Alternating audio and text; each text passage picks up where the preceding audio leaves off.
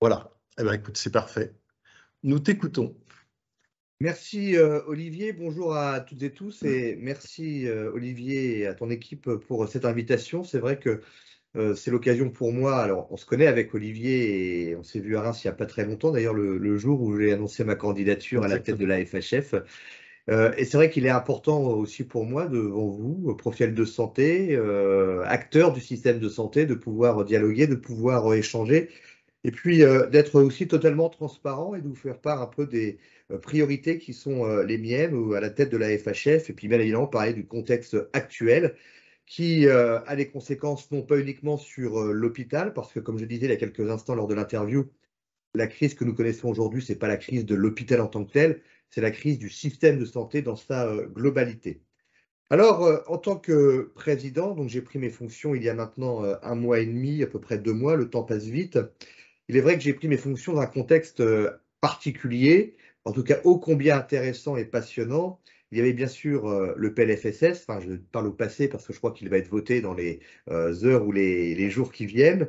Bien évidemment, le lancement du CNR santé et les CNR, bien vieillir et puis aussi au moment où on se parle, la reprise épidémique conjuguée aux fortes tensions des ressources humaines et financières et donc, on voit que notre système de santé est à un point de bascule, il est à un tournant. Et donc, en tant que président de la FHF, je considère que notre objectif est de faire que les ambitions annoncées par les pouvoirs publics passent au plus vite des paroles aux actes. Alors, bien évidemment, il y a le CNR Santé, et je crois qu'on était peut-être un certain nombre à se retrouver au Mans le 4 octobre dernier. Il faut être aussi clair, le constat, nous le connaissons, le diagnostic, nous le partageons et donc évitons que ce CNR santé soit une énième, pas usine à gaz, parce que c'est aussi un bon signe de la part du pouvoir public de mettre en place ce type de dialogue et d'échange, mais qu'on ne perd pas trop de temps, je dirais, dans le constat, mais qu'on puisse agir de façon rapide et surtout de façon efficiente. Alors, moi, j'ai relevé 3 priorités majeures qui correspondent aux fragilités fondamentales du système de santé et qui, à mon avis, doivent être soulignées. La première question, c'est bien sûr la question des ressources humaines, qui appelle notamment à revaloriser de manière pérenne les suggestions particulières auxquelles sont soumis les hospitaliers, ainsi que de revoir en profondeur les formations. Et si on fait un calcul simple, nous devons réussir à recruter au moins 70 000 soignants en plus d'ici 5 ans, dont 50 000 postes en EHPAD d'ici 2027.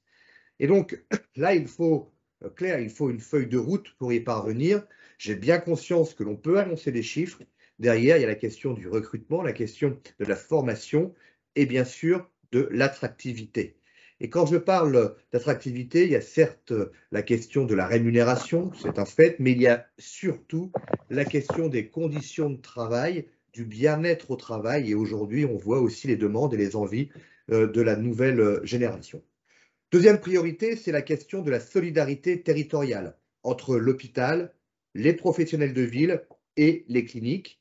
Et là, cela nécessite bien évidemment le déploiement des services d'accès aux soins et puis de mieux répartir le poids de la permanence des soins non programmés. Et puis la troisième priorité, c'est la question de la planification de long terme en santé, qui doit passer par une plus grande pluriannualité des financements, avec un renforcement de la place de la prévention ou encore la conception d'un programme de transformation écologique du secteur de la santé. Pourquoi ce plan pluriannuel? On ne pourra pas continuer, je dirais, à financer le système de santé à coup de carnet de chèques pour répondre à une crise et répondre à l'urgence. Certes, c'est bienvenu et nous le soulignons, mais nous avons besoin de visibilité sur le moyen et le long terme, notamment dans le cadre de la prévention, car on sait que la prévention coûte et que les effets bénéfiques d'une politique de prévention à moyen terme ou long terme, eh ben, ça demande quelques années. Voilà les 3 priorités majeures qui sont les miennes aujourd'hui à la tête de la FHF. Mais à court terme, mais on le voit à court terme, le contexte hivernal est assez compliqué avec cette triple épidémie Covid, grippe et bronchiolite et surtout cette dette liée à la suractivité Covid pour l'hôpital. Je crois que l'enjeu à court terme est de passer l'hiver le mieux possible, alors que nous sommes pris dans ce qu'on pourrait appeler une tenaille sanitaire.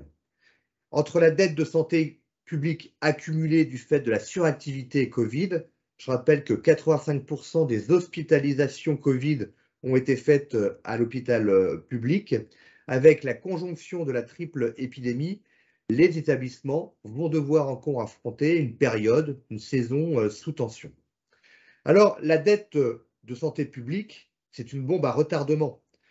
Il faut savoir qu'aujourd'hui, c'est plus de 3,5 millions de séjours hospitaliers qui n'ont pas été réalisés depuis mars 2020. Et donc, les retards accumulés depuis la Covid sont équivalents à peu près à 20 semaines d'activité dans certains services. Donc oui, il y a une dette de santé publique qui peut devenir une bombe à retardement. Et aux tensions s'accumule depuis 2020, je dirais, ce goulot d'étranglement épidémique. Comme je le disais, les établissements font face à une triple épidémie, grippe, qui a commencé plus tôt que prévu et qui a l'air d'être assez virulente cette année. La bronchiolite qui est fortement repartie avec une épidémie, du moins une sévérité de l'épidémie qu'on n'a pas connue depuis 10 ans. Et puis nous sommes frappés par une 9e vague de Covid. En une semaine, les hospitalisations ont augmenté de 25% dans les établissements. Donc c'est une réalité et c'est pour ça que je salue, je dirais, les annonces ou du moins les paroles de la Première ministre hier dans le cadre de la prévention des gestes barrières et du port du masque dans les transports en commun. Et donc, dans ce contexte de triple épidémie, j'en appelle bien évidemment à une union sacrée avec l'ensemble des parties prenantes et notamment les médecins généralistes pour garantir l'accès aux soins. Bien évidemment, l'actualité peut nous faire échanger sur la grève de la médecine générale. Et je suis le premier à dire aujourd'hui que le prix de la consultation à 25 € n'est pas à la hauteur du rôle des médecins dans notre système de soins.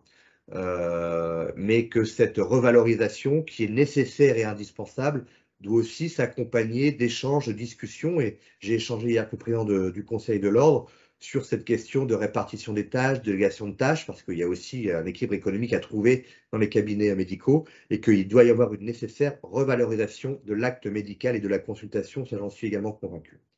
Alors, au-delà bien sûr de l'appel à la vaccination, au moment où on se parle, je rappelle qu'il y a à peu près 20% de vaccination en moins concernant la grippe par rapport à l'année dernière et que seulement 10 à 15% de la population cible, pour le rappel Covid, s'est fait vacciner. Donc au-delà de la vaccination, je pense qu'il faut rouvrir le débat, mais la Première ministre l'a fait hier avec notamment les gestes barrières et le port du masque dans les lieux clos et plus particulièrement dans les transports. Bien évidemment, il faut associer les élus locaux. Pourquoi? Parce que tous les territoires ne sont pas identiques et je ne suis pas sûr, par exemple, qu'en Ardèche, dans la Creuse ou dans la Haute-Marne, la nécessité est aussi absolue qu'en Île-de-France et à Paris. Alors, on fait ce constat sur le long terme, sur le court terme.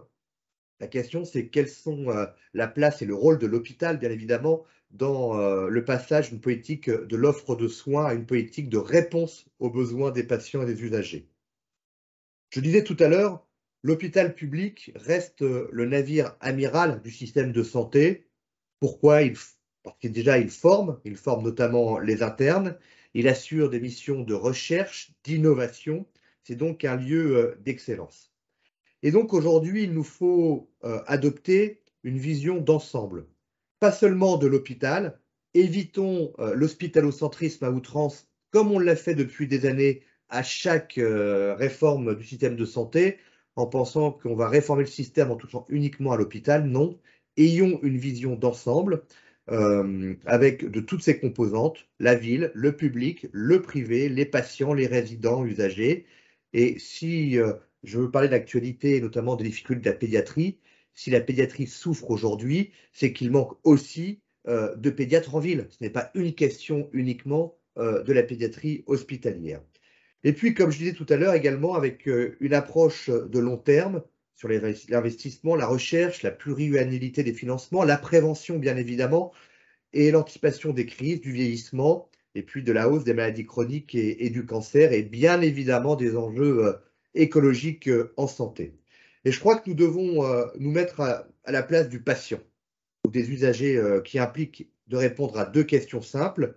C'est comment s'orienter dans le système de santé alors qu'on manque de médecins et qu'on va avoir une période compliquée qui va durer un peu plus de 10 ans pour retrouver, je dirais, un niveau satisfaisant, et comment avoir accès à des soins non programmés à toute heure. Alors, l'orientation, cela implique bien évidemment de travailler sur le déploiement des services d'accès aux soins en prenant le temps de l'évaluation. Et le fameux SAS, ce service universel, qui est accessible à tous et sur tout le territoire, quel que soit le lieu d'appel, et qui doit permettre à chacun d'accéder d'une part aux soins d'urgence et d'autre part aux soins non programmés qui nécessitent une prise en charge sous 48 heures. Je crois qu'on a besoin de ce système, il faut bien sûr le déployer et c'est important.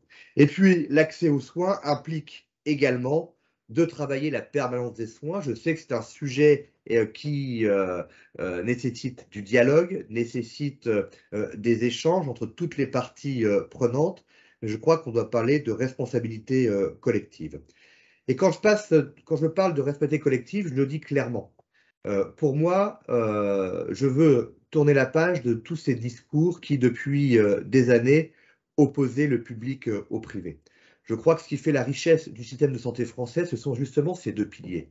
Le public d'un côté, le privé de l'autre. Dans le privé, je mets bien évidemment la médecine de ville. Et je crois qu'aujourd'hui, se regarder en chien de faïence ne nous permettra pas de répondre aux défis et aux enjeux du système de santé. Et donc oui, nous devons travailler ensemble, nous devons travailler de manière collective, bien évidemment en défendant ses spécificités. Et voilà, je parlais de formation, d'excellence, de recherche, d'innovation tout à l'heure pour l'hôpital, mais nous devons peut-être travailler autour de plateformes communes, notamment pour être unis face au pouvoir public, que ce soit face au ministère de la Santé, mais face aussi à Bercy. Alors, quand on parle de responsabilité collective, il y a bien évidemment un effort qui doit aussi porter sur les délégations de tâches vers d'autres professions, et je pense notamment aux infirmiers ou infirmières de ville. Et je le pense parce que je sais que nos amis médecins veulent retrouver du temps médical, et donc accepter bien sûr de déléguer une partie de leur travail à d'autres soignants, mais bien sûr en contrepartie, comme je disais tout à l'heure, avec cette question de la revalorisation de l'acte médical, revalorisation de la consultation, bien évidemment. Alors après, il y a la planification sanitaire. Et nous sommes pour un plan de bataille que l'on peut qualifier de systémique. L'enjeu n'est pas de faire tourner la planche à billets pour la santé. La France, on le sait, elle consacre une part importante de son PIB pour les dépenses de santé, qui sont parmi d'ailleurs les plus élevées au monde. Mais en fait, nous manquons d'une chose, c'est d'une vision d'ensemble. Nous manquons d'une véritable stratégie holistique pour notre système de santé. Nous dépensons de l'argent, sûrement que nous le dépensons de manière non efficiente, peut-être que nous dépensons mal, et la Cour des comptes le dit chaque année, dans plusieurs spécialités, la sécurité sociale finance des marges de rentabilité injustifiées du point de vue des besoins de santé. Et dans toute cette stratégie, le rôle de l'État doit être central. Il n'y aura aujourd'hui pas de réelle stratégie d'économie de l'hôpital public. Nous ne pouvons pas rester dans une situation où nous attendons qu'une crise pérenne prenne de l'ampleur pour s'y atteler, et donc nous ne pouvons pas toujours répondre à l'urgence. Alors, structurellement, quelles ont été les avancées? On a beaucoup parlé du Ségur de la santé, certes, qui n'a pas fait évoluer la structure hospitalière, qui a répondu à la revalorisation de certains métiers. C'est une première pierre à l'édifice, mais on doit bien sûr aller beaucoup plus loin. Et la FHF contribue localement aux concertations des différents CNR santé et bien vieillir depuis leur lancement.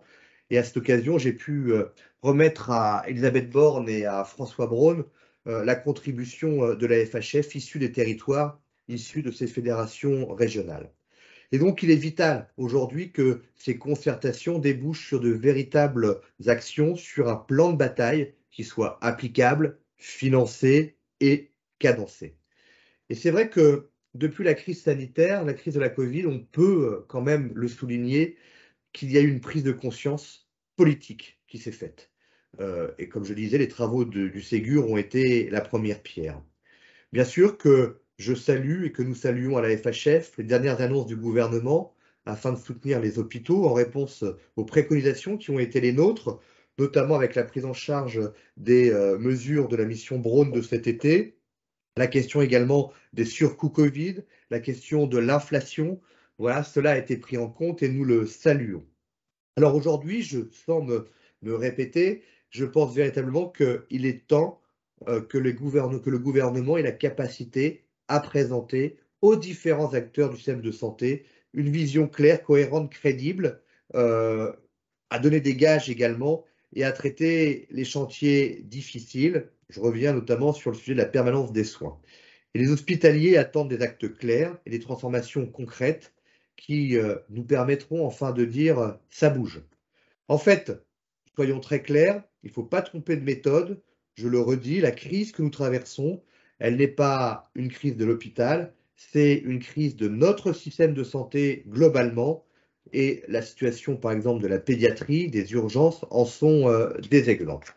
Voilà la situation. J'espère que je n'ai pas été trop long, mais entre les priorités, entre les mesures sur le moyen et long terme, les mesures d'urgence, je crois que quelles que soient nos missions et la place que nous avons dans le système de santé français, je crois que nous avons tous du pain sur la planche.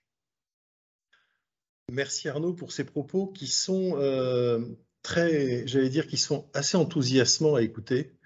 Ça rompt avec un certain nombre d'habitudes, on va dire quasi ancestrales, qui sont celles des corporatismes et des oppositions d'acteurs.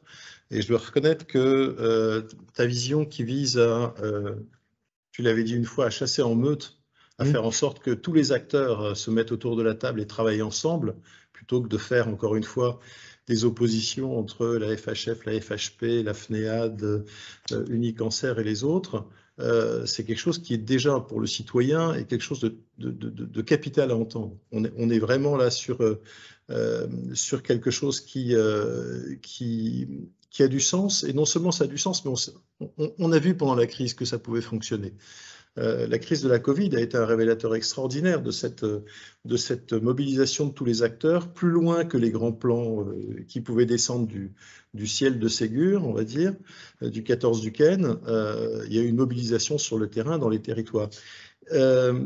Justement, sur la question des territoires, et on va lancer comme ça aussi la session des questions pour tout le monde, donc n'hésitez surtout pas à allumer vos petites mains jaunes, vous savez, que vous avez dans la barre d'outils en haut pour poser des questions. Je vous donnerai la parole, bien entendu, à chaque fois. Vous mettrez à ce moment-là votre caméra et vous branchez votre micro. Arnaud, la question des territoires. Tu sais que chez Nil, on y est très attaché. Comment la FHF, et en particulier ses délégations régionales, vont prendre en compte cette volonté que tu as exprimée, justement, d'union sacrée et de travail en commun?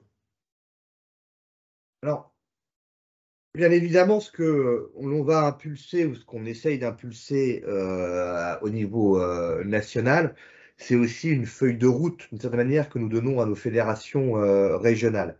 Ce que l'on dit à nos délégués régionaux, aux présidents ou présidentes de fédérations régionales, c'est d'avoir, dans la mesure du possible, un dialogue constructif avec l'ensemble des acteurs de leur territoire. Et c'est important, pourquoi? Parce qu'il ne faut pas que ce soit que des mots, en fait. Bien évidemment qu'au niveau national, on peut dire nous voulons travailler tous ensemble de manière collective, chasser en meute, comme tu l'as rappelé, Olivier. Mais derrière, il faut des actes concrets et notamment dans cette ambition que nous partageons toutes et tous, c'est cet accès aux soins pour tous les patients. Alors, les territoires, d'une certaine manière, bien évidemment, sont au cœur de l'enjeu du système de santé. Parce qu'un premier défi à tenir, c'est quand même cette promesse républicaine qui est l'égal accès des soins de qualité pour toutes et tous. Et on peut constater aujourd'hui que cette promesse républicaine, elle est un peu fragilisée. faut rappeler que 11% de la population n'a pas de médecin traitant aujourd'hui et le nombre de généralistes tend à diminuer ces prochaines années. Alors, c'est pour ça que quand je parlais tout à l'heure de la permanence des soins, je pense aussi au service d'accès aux soins. Toute la question est de savoir comment on oriente mieux le patient, comment on rend plus efficient sa prise en charge, et notamment en renforçant ce lien ville-hôpital, hôpital-ville. On peut également parler bien sûr des établissements privés. Et là, on doit continuer à essayer de fluidifier, notamment dans le cadre du parcours de soins, notamment dans l'ambulatoire, fluidifier cette relation hôpital-ville. Alors, ce qui est très clair, c'est que nous devons mettre en place la question de ces fameux... il existe des outils sur les territoires qui nous permettent de travailler ensemble. On peut penser au CPTS, il y a les contrats locaux de santé. Alors la difficulté des contrats locaux de santé, c'est que les établissements de santé ne peuvent pas être signataires de ces contrats, mais il y a ces projets territoriaux de santé qui seraient utiles de renforcer afin de mieux organiser également la prévention sur nos territoires, et notamment la prise en charge de pathologies chroniques. Alors, on a mis une expérimentation en place à la FHF sur 5 territoires autour de ce qu'on appelle la responsabilité populationnelle. Il y a eu 5 territoires pilotes que sont l'Aube, le Cézanais, Douai, la Haute-Saône, les Deux-Sèvres et la Cornouaille.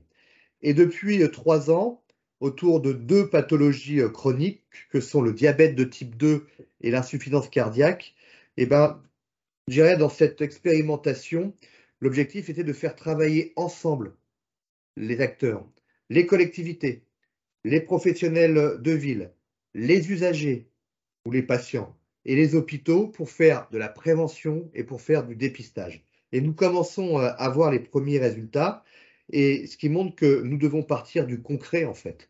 Et nous devons partir des forces en présence sur un territoire afin de se répartir les rôles pour mieux prendre en charge le patient. Et donc tout ça, bien sûr, ça nous amène à un défi pour nos territoires qui est d'assurer une qualité de soins qui est efficace, qui est efficiente. Et donc, encore une fois, c'est par ce travail collectif, cette responsabilité populationnelle ou collective que nous y arrivons.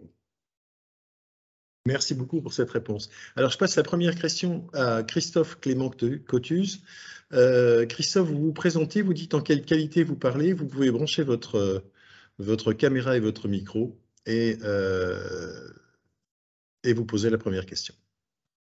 Oui, bonjour, Christophe Clément Cotuz. Donc, là, j'interviens en tant que représentant de Numéum, qui est le syndicat des industriels du numérique, et nous réfléchissons sur une plateforme pour la santé populationnelle qu'on voit comme un premier projet de refondation du système de santé. Mais la question, tout à l'heure, vous avez parlé de plateforme dans votre intervention. Est-ce que par plateforme, vous entendez des systèmes numériques?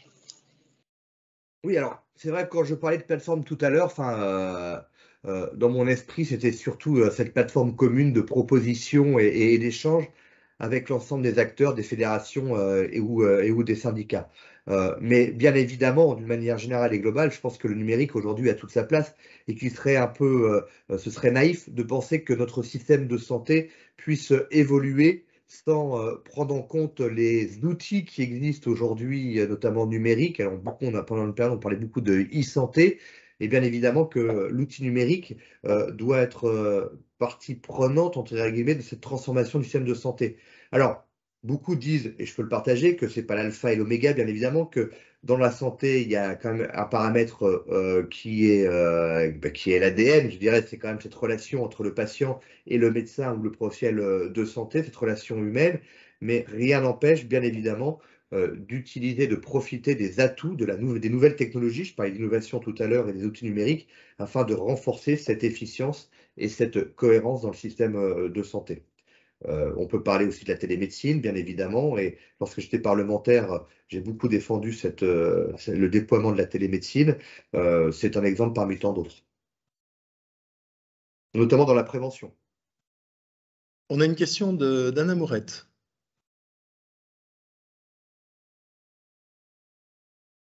Alors, il faut Bonjour. que vous... Voilà. Mettez votre caméra si vous voulez. Hein. Oui, hop, excusez-moi. Bonjour, je ne sais pas si ça fonctionne. Si, ça fonctionne. Je travaille actuellement à l'Institut Curie sur des sujets pour les cancers du sein et cancers gynécologiques. Et je suis ancienne de Sciences Po France, donc Ah, je connais un petit peu la file. J'avais une question parce qu'on travaille notamment sur les coopérations entre des CLCC ou entre les CLCC et les CHU, coopération sanitaire entre des établissements. Et un point qui revient souvent, c'est la critique sur la tarification à l'activité, qui est un frein justement à ces coopérations et qui favorise plutôt la concurrence. C'est quelque chose qu'on a beaucoup entendu auprès des acteurs.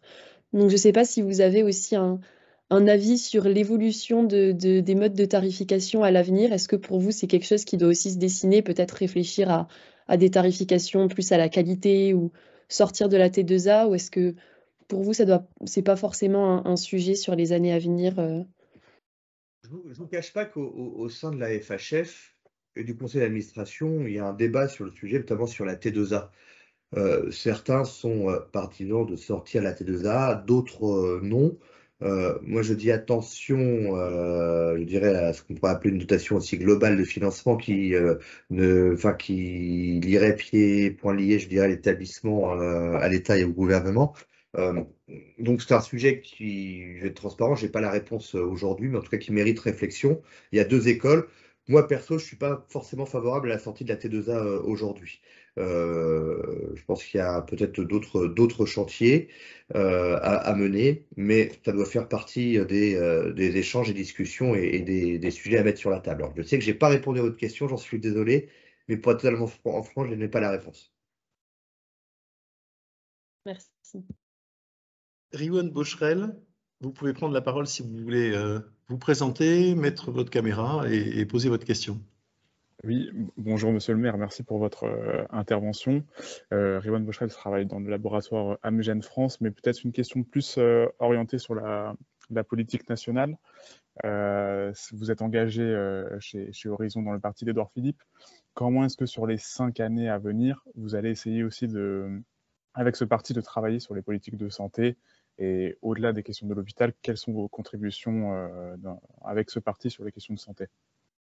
Alors, merci pour cette question, même si lorsque j'interviens en tant que président de la FHF, qui est le cas ce matin, j'évite d'associer ma formation politique Horizon.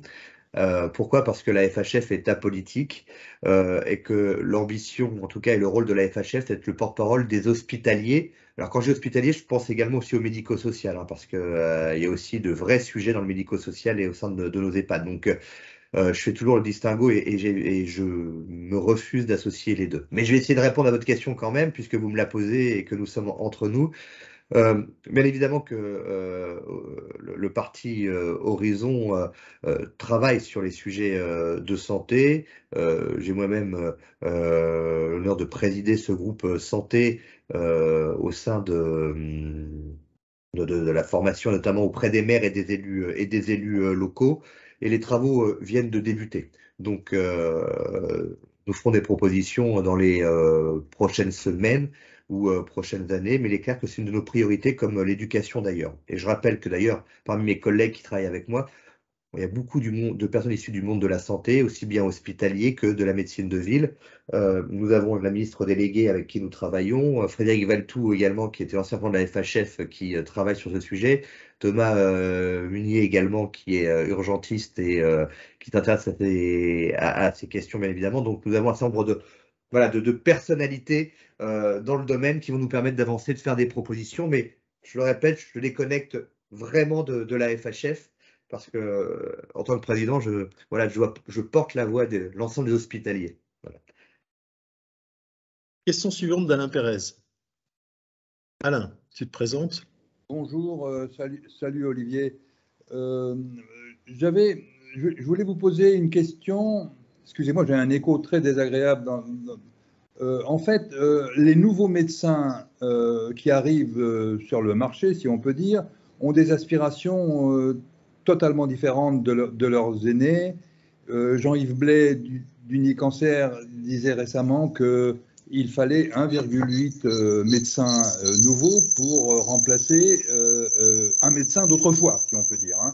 Alors, comment vous allez prendre en compte cette nouvelle aspiration des jeunes médecins qui ne veulent plus travailler en solo, qui refusent en général le paiement à l'acte, et ils veulent être salariés, ils veulent être attachés à un hôpital. Enfin bon, on connaît bien leurs demandes. Alors, comment vous allez prendre en compte cette nouvelle psychologie ou ce nouveau profil de carrière demandé par les jeunes médecins? Et d'autre part, vous avez dit tout à l'heure que vous cherchiez 50 000 professionnels dans le domaine des EHPAD. Alors là, en 2025, si j'ai bien noté, alors là, je me demande comment vous allez faire, 2027, oui, je me demande comment vous allez faire parce que ce secteur a une attractivité qui est, sinon nulle, du moins très très faible. Merci. Merci pour vos deux questions. Alors, je pense que ces deux questions ont été, si je peux me permettre, hein, je le dis de façon humoristique, mais plutôt destinées au pouvoir public et au ministre de la Santé ou à la ministre déléguée. Bien évidemment, et que ce soit le milieu, l'hôpital, comme la médecine de ville ou comme les établissements privés, nous sommes confrontés à ce problème de ressources humaines et notamment au fait qu'il y a une évolution des aspirations des jeunes médecins. Vous savez, moi je me rappelle lorsque j'ai fait ma première année de médecine, et c'était l'année où débutaient les cours de culture générale en P1. Et à l'époque, un des professeurs avait commencé son cours en disant le vrai sujet et la difficulté de la médecine de demain, c'est la féminisation du métier. Je vous avoue que ça m'avait un peu surpris. Il avait dit ça clairement. Et c'est vrai que quand moi je faisais mes cours en amphi, j'avais 70% de jeunes femmes. Mais le sujet n'est pas aujourd'hui la féminisation du métier, parce que c'est l'ensemble d'une génération, d'une certaine manière, qui aspire à un autre mode de vie, un équilibre entre vie professionnelle et vie personnelle. Et donc, il faut le prendre en compte. Et bien évidemment, avec cette volonté, nous le voyons bien, d'être plutôt salarié que d'être libéral.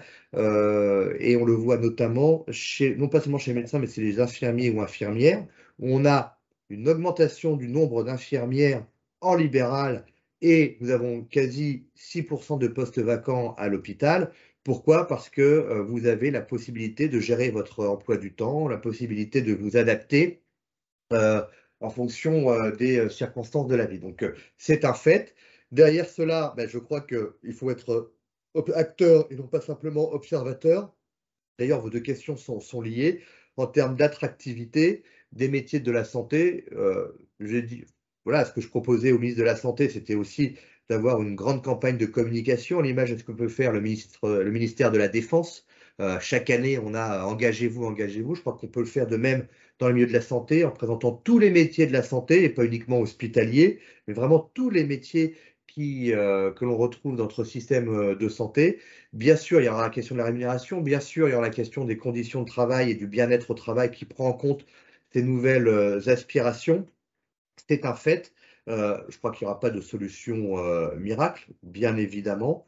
Mais donc, derrière ça, encore une fois, vous parliez d'1,8 médecin pour remplacer un départ en retraite. Je crois que la ministre déléguée, Firmin Lebaudot, a été même beaucoup plus loin dans ces chiffres, puisque aujourd'hui, je crois que c'est quasi 2,5 médecins qu'il faut pour remplacer un départ en retraite. Et c'est pour cela d'ailleurs que il faut retrouver un autre mode de fonctionnement, d'organisation du système de santé, moins de moyens humains, donc il va falloir s'adapter. D'où encore la question, bien évidemment, de la délégation de tâches entre les professionnels de santé, qui est un enjeu majeur dans les années à venir, ça c'est très clair. Et puis peut-être aussi, pour être améliorer aussi peut-être les conditions de formation. Je n'oublie pas et j'en ai bien conscience des difficultés des internes dans les hôpitaux. On a eu plusieurs cas malheureusement dramatiques dans certains hôpitaux français, avec des internes qui sont malheureusement passés à l'acte, burn-out, etc. Je crois qu'il y a aussi une question managériale au sein de nos établissements et au sein de nos services. Alors, il y a une question suivante et qui est celle de Clément Communal, mais j'aurais voulu passer la parole avant. J'ai vu dans le chat que on avait le plaisir et la chance d'avoir Nicolas Brun, qui est donc délégué santé à l'Union nationale des associations familiales. Nicolas, tu poses des questions, tu l'as posée dans le chat, mais j'aimerais bien que tu puisses nous la poser en direct, si ça te dérange pas. Non, non, ça me dérange pas du tout. Bonjour, hein, Monsieur le Président. Donc j'ai le plaisir aussi de participer au conseil d'administration de la FHF. Donc bien sûr, je ne peux qu'agréer tout ce qu'a dit mon président dans ce cadre-là. Mais je voulais simplement mettre deux petits points. Le premier point, c'est pour les patients, en tout cas ce qui nous remonte, nous, des associations et de la population, c'est aussi leur inquiétude par rapport à certaines situations qui sont liées à des déprogrammations, qui sont liées à des retards de dépistage, qui sont liées à des retards aussi, par exemple, sur les greffes ou une diminution des greffes, qui posent un véritable problème. Et moi, en tant qu'Union nationale des associations familiales, bien sûr, la situation de la pédiatrie est une vraie préoccupation et d'une manière plus générale, d'ailleurs, de la situation de tous les professionnels qui agissent sur la santé des enfants, qui sont tous en crise et qui posent vraiment un problème et une grande inquiétude de la part des parents. Donc là, on ne peut que vous rejoindre sur la nécessité aujourd'hui impérative de réformer profondément notre système de santé. Et ce n'est pas simplement un objectif, c'est vraiment un élément impératif qui nous impose. C'est une obligation de moyens, de résultats que nous devons avoir et pas des résultats de moyens. Deuxième point, est-ce que l'hôpital de proximité, puisque avec la réforme, il devienne un élément central dans la réforme de la graduation des soins, ne pourrait pas être ce lien justement entre la médecine de ville et d'une manière plus générale d'ailleurs des professionnels de la ville et l'hôpital, qui est lui-même hôpital de proximité en lien dans les GHT avec les autres structures hospitalières. Est-ce que quand il y a des coopérations ou en tout cas des partages de plateaux techniques, il n'y aurait pas comme contrepartie aussi de la participation, l'obligation de participer à une permanence des soins liés à ces actes techniques? Et enfin, pour nous, il est extrêmement important aujourd'hui qu'on développe les IPA, mais on constate quand même, je ne voudrais pas vexer les médecins qui nous écoutent aujourd'hui, mais que certains médecins sont opposés, ou en tout cas sont très rétifs au développement des infirmières de pratique avancée, comme d'ailleurs les infirmières sont des fois rétifs sur la possibilité qu'il pourrait y avoir des aides-soignantes qui, eux-mêmes aussi. Donc on voit bien que d'un côté, on se plaint d'eux, et de l'autre côté, quand on met en place les choses, c'est très compliqué, et avec des modèles économiques aussi qui soient incitatifs. Il est bien évident qu'on ne peut pas demander à une infirmière de se former avec 2 ans de plus et de prendre des responsabilités si, bien entendu, derrière, il ne suit pas un modèle économique qui permette à ces professionnels de vivre correctement. C'est vaste comme question, Nicolas. Oui, c'est un programme. Oui, non, mais c'est tout un programme et je rejoins, enfin, je dirais quasi à 100% ta réflexion et tes propos. Alors, moi, je vais pas me faire le porte-parole de nos amis médecins généralistes, mais je veux faire part de la discussion, des échanges que j'ai eus, notamment sur la délégation de tâches. Je crois que j'ai eu avec Jean-Paul Ortiz hier soir lors d'un dîner débat et avec le président de l'ordre hier après-midi. Je crois que les médecins généralistes ne sont pas opposés, ne sont pas fermés à la délégation de tâches. Et ça, on peut s'en féliciter. Après, je peux comprendre, ils sont aussi dans un modèle économique. Très bien, c'est-à-dire que si on leur demande de déléguer des tâches, ben, derrière, il y a toute cette négociation et d'où le mouvement de grève de demain et de vendredi. Mais ça, c'est négociation avec la CNAM, notamment sur la revalorisation de la consultation, bien évidemment, et ça, il faut en avoir conscience. Et puis, sur la délégation de tâches, je crois que, et j'y suis favorable, bien évidemment, je vous donne toujours l'exemple de la vaccination avec les pharmaciens. Quand j'étais parlementaire, c'était déjà un débat, mais aujourd'hui, qui reviendrait sur la vaccination faite par les pharmaciens qui sont des professionnels de santé? Personne. Et on a vu en tout cas l'efficacité, l'utilité et l'effet bénéfique de la vaccination faite par les pharmaciens. Mais sur la délégation de tâches, il y a aussi un sujet qui est aussi important, c'est qu'il faut aussi éviter une inégalité sur l'ensemble du territoire. Il faut éviter bien évidemment que certains en milieu urbain puissent avoir accès directement à un médecin et qu'en milieu rural, on n'ait pas accès à un médecin, mais une infirmière, etc. Donc il y a bien sûr la question de formation. C'est pour ça que j'ai décalé d'un quart d'heure. il y a une question bien sûr de formation, une question d'équité sur l'ensemble du territoire, mais ces délégations sont une évidence et une nécessité. Et sur la question des infirmières ou des aides-soignantes, le président de l'ordre des infirmiers et infirmières hier me disait exactement la même chose. Il fait, si nous demandons des délégations de tâches de la part des médecins vers les infirmiers, ce n'est pas pour refuser et clore un débat de certaines délégations ou actes des infirmières aux aides-soignantes. Donc, je crois que tout le monde aujourd'hui est conscient de la situation et en tout cas, chacun est prêt à faire un pas et à dialoguer, à échanger. J'étais assez plutôt satisfait et rassuré hier. C'est une réponse qui va, je crois, dans une dimension très raisonnée. C'est vrai qu'en tant qu'élu local, on ne peut pas prendre en compte le fait d'avoir une inégalité qui serait celle du recours aux médecins pour certaines populations et pour d'autres territoires, une absence de ce même recours. Ce serait, je pense, très mal ressenti. Clément Communal, question suivante. Bonjour Clément. Ouais. On t'entend pas. Clément, on t'entend pas.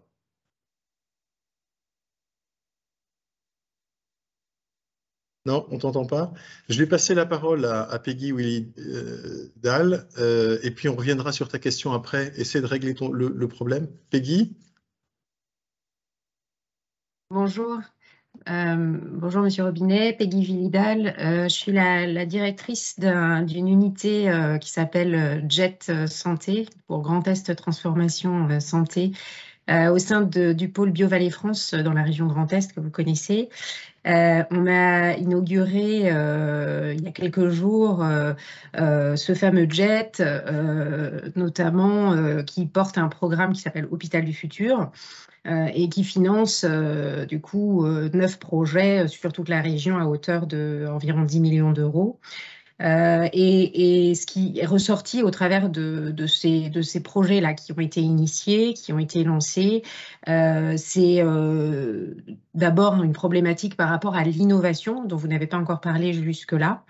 Donc, je me permets de vous interroger sur ce sujet parce qu'on a quand même une problématique, je ne parle pas forcément justement uniquement d'innovation technologique, on a une problématique de faire émerger au sein des établissements de santé l'innovation sous toutes ses formes. Donc, je voulais vous interroger sur cet axe-là, comment la FHF envisage d'accompagner cette émergence qui est loin d'être simple, bien entendu. Et le deuxième point relève d'un besoin qui ressort très régulièrement à la faveur des entretiens et de la présence qui est la nôtre au sein des établissements, qui est le besoin de management intermédiaire au sein de ces établissements, qui relève évidemment, qui vient rejoindre les problématiques d'attractivité, de bien-être au travail, bien entendu. Et ce sujet-là n'est pas non plus, a priori, souvent en tout cas, véritablement abordé. Et je me demandais si vous pouviez nous répondre sur ces deux questions. Merci. Vous avez raison, je n'ai pas parlé d'innovation, moi je n'ai pas axé mon propos sur l'innovation, même si j'ai sous-entendu quand je parlais des missions de l'hôpital autour de la recherche et de l'innovation. Évidemment, et je crois que c'est des sujets que nous abordons régulièrement au sein de la FHF à travers les différents comités ou commissions qui existent. On a une commission qui est dédiée à tout ce qui tourne autour de l'innovation, la réflexion sur l'innovation, aussi bien de nouvelles technologies, mais beaucoup plus globale et large dans son ensemble. Et il est clair que l'hôpital de demain, et je pourrais me permettre de dire que je parle sous votre contrôle, l'hôpital de demain se fera avec, grâce et par l'innovation dans toutes ses composantes. Ça, c'est une évidence.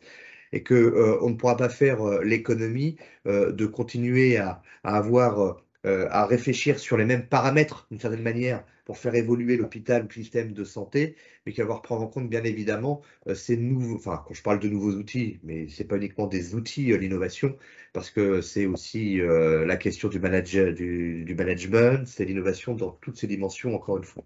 Donc oui, nous travaillons sur le sujet. D'ailleurs, ce serait peut-être aussi intéressant que vous puissiez peut-être faire part de votre expérience et de votre réflexion au sein de la commission FHF en tant qu'invité je me permettrai de voir comment on peut vous inviter. Mais on a bien sûr l'intention objective de faire un certain nombre de propositions dans le sujet, sur le sujet. Alors, je crois que en ce qui concerne Clément, Est-ce que ça fonctionne? Ouais, ça Clément, on vous fonctionne. entend. Excellent. Bonjour Arnaud, j'espère que tu vas bien.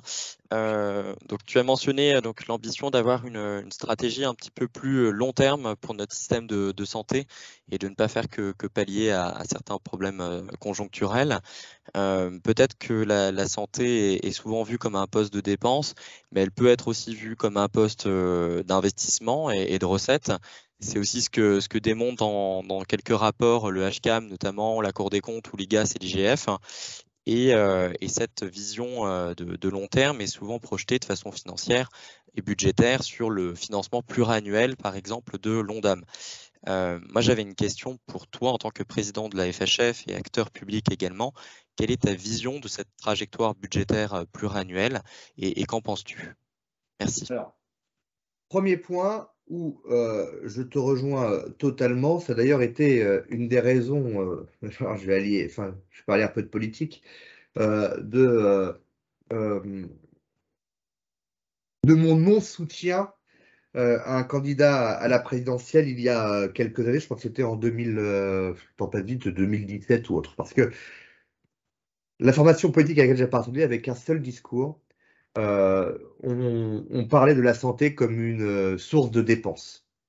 On pointait du doigt des aides-soignantes ou en disant vous êtes responsable du trou de la Sécu, vous êtes responsable des déficits. Et on a vu où ça nous a mené, parce que je rappelle qu'aujourd'hui, si on pleure le manque de médecins, entre guillemets, ou de déserts médicaux et des sujets de la démographie médicale, je rappelle qu'il y a quelques années,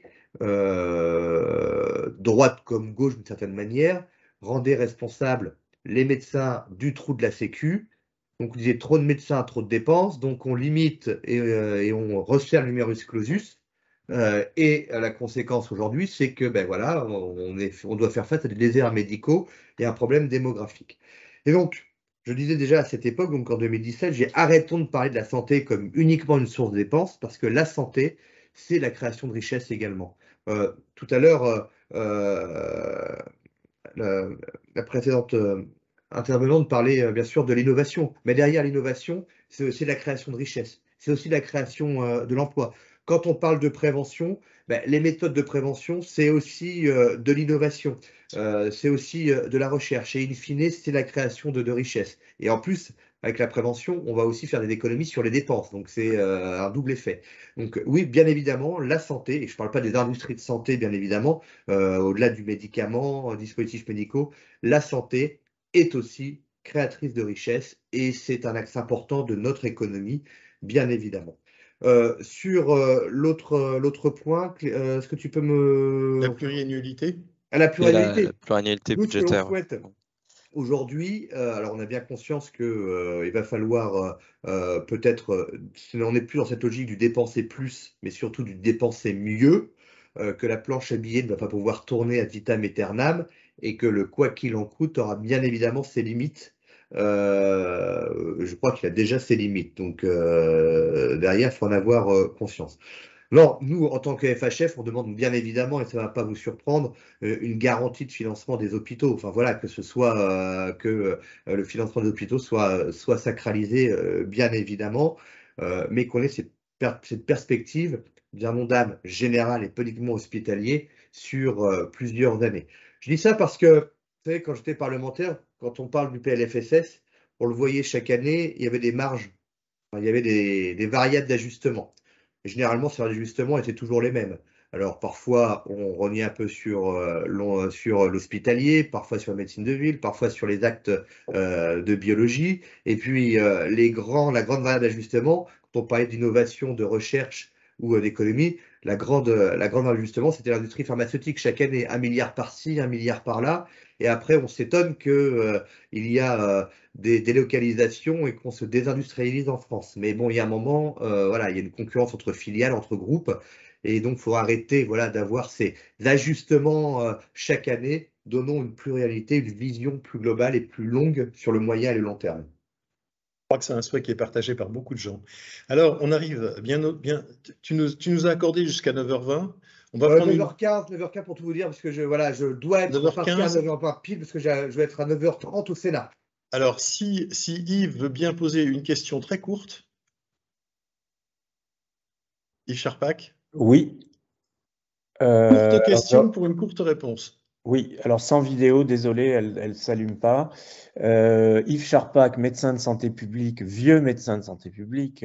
J'ai une carrière nationale, internationale d'évaluation de systèmes de santé, de systèmes de soins. Et je suis aujourd'hui élu local et travaillant à Élus Santé publique et Territoire, qui est une association d'élus à la santé. Et j'ai une question parce que ma vie aujourd'hui, elle est aussi beaucoup d'être un conseiller autour de moi pour l'entrée dans le système de soins qui est absolument illisible, invisible, et en particulier l'hôpital. Et ma question, elle est, qu'est-ce que la FHF peut faire pour qu'on comprenne mieux, que les citoyens n'aient pas l'impression d'arriver face à une énorme vague incompréhensible, sauf si c'est déjà des vieux routiers d'une maladie chronique ou d'autres choses, et donc connaissant le fonctionnement. Mais c'est absolument illisible aujourd'hui. L'entrée et l'interface avec l'hôpital en général et avec les professionnels de santé aussi. La semaine dernière, lors du congrès du Salon des maires, et donc organisé par l'AMF, il y avait une table ronde sur la santé en présence de nos deux ministres, François Braun et Agnès Firmin-Lebaudot, avec le président de l'association des CPTS, etc. Et on disait, l'ensemble, c'est très bien, quand on est entre nous, on va parler avec tous ces sigles de CPTS, de SAS et autres, etc. Mais le citoyen lambda ne comprend rien à tout ça, ne comprend strictement rien à tout ça. Et qu'en fait, il faudrait avoir un langage et faire de la pédagogie, parce que ce qui importe le concitoyen, c'est comment lui il a accès aux soins et sur quelle porte d'entrée. Et d'ailleurs, ce qui était assez pas marrant, mais à souligner lors du lancement du CNR, quand les usagers représentés prenaient la parole, ou des patients, ils n'ont à aucun moment parlé de médecins, ils parlaient de collectif. C'est-à-dire que pour nos concitoyens aujourd'hui, la porte d'entrée dans un parcours de soins peut se faire, enfin ils l'ont intégré d'une certaine manière, peut se faire par différentes portes d'entrée ou différents profils de santé. C'était assez, moi ça m'a marqué, c'est le vocabulaire qui était utilisé. On voit donc cette prise de conscience et cette évolution. Mais derrière, je crois que dans l'accompagnement de nos concitoyens vers cette porte d'entrée dans le parcours de soins, je crois que chacun a ses responsabilités, et les collectivités également d'ailleurs. J'en ai un exemple, notamment pour ceux qui sont les plus éloignés de l'offre de soins, et notamment ceux qui sont dans la précarité. Moi je crois, et on fait l'expérience à Reims, l'aide alimentaire. Vous savez, l'aide alimentaire, c'est une chose. Je ne parle pas des Restos du Cœur Autre, je parle notamment des épiceries sociales gérées par les CCAS ou les maraudes, etc. Pour moi, l'aide alimentaire, doit pas être uniquement la distribution d'aliments ou de nourriture. Ça doit être justement le moyen de capter une population éloignée ou en difficulté et de pouvoir avoir derrière, les identifier, avoir un suivi social et un suivi médical, et de les reprendre ou de les remettre dans un parcours de soins. Parce que c'est aussi cette partie de nos concitoyens qui sont les plus éloignés, qui ont du mal à comprendre et à intégrer, mais c'est tout à fait normal, tout ce vocabulaire, tous ces systèmes mis en place, ces dispositifs. Il fallait avoir de la simplification et vers de pédagogie et simplification. Alors derrière la FHF, quel est son rôle? Bien acteur, je sais pas, en tant qu'acteur et porte-parole du monde hospitalier, aussi bien des agents ou des établissements, c'est de participer à cette pédagogie, c'est de participer justement à cette politique d'entrée dans un parcours de soins, et c'est aussi de communiquer à sa manière et à sa façon. Mais c'est un vrai sujet. Merci Arnaud pour toutes ces explications. Merci à vous, je suis vraiment désolé de devoir vous quitter. Mais on le comprend parfaitement, et vraiment encore merci. On pourrait faire 3 cafés Nil avec tout ce que tu nous dis. À très Merci à bientôt. vous et à très merci bientôt encore. à tous. Une excellente journée. Merci pour ces échanges.